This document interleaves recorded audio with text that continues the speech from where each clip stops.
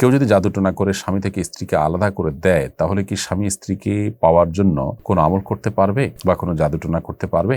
ফজরের ফরজ নামাজ পড়ার পর সাথে সাথে কি সুন্নত পড়া যাবে? বোরকা পরা অবস্থায় তায়াম্মুম করার সময় কি বোরকা খুলতে হবে? জুয়া খেলার জন্য ইসলাম বিশেষ কোনো শাস্তি রেখেছে কিনা জানাবেন দয়া করে। পরীক্ষায় ভালো ফলাফল করার জন্য কোনো দোয়া আছে কিনা? কেউ যদি জাদুটোনা করে স্বামী থেকে স্ত্রীকে আলাদা করে দেয়, তাহলে কি স্বামী স্ত্রীকে পাওয়ার জন্য কোনো আমল করতে পারবে বা কোনো জাদুটোনা করতে পারবে? স্বামী স্ত্রীর মধ্যে বিচ্ছেদের জন্য কেউ যদি এরকম কোনো কাজ করে, তাহলে স্বামী স্ত্রী পরস্পর সেই জাদু কাটাবার জন্য বিভিন্ন রকমের রাকিদের শরণাপন্ন হবে। তারাও আবার গিয়ে জাদুটোনা করতে যাবে না, সেটা উচিত হবে না। অন্যায়ের বিপরীতে অন্যায় করবেন না।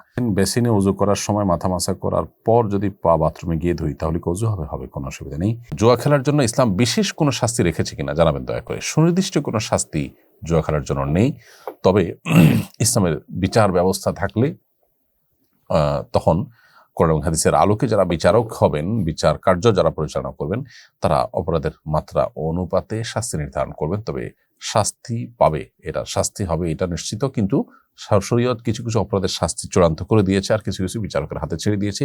মাত্রা বিবেচনা করে তিনি শাস্তি দিবেন, এটা সেরকম একটি বিষয়।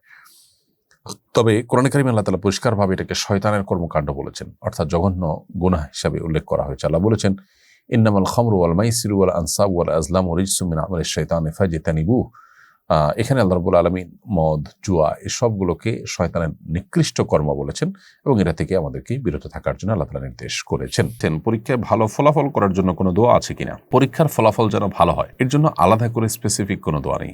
তবে বান্দা আল্লাহ সুবহানাহু ওয়া তাআলার কাছে যে কোনো কল্যাণ কামনা করতে পারে। অতএব আল্লাহ আমার পরীক্ষার ফলাফল আপনি ভালো করে দিন, এটা আপনি দোয়া করতে পারেন।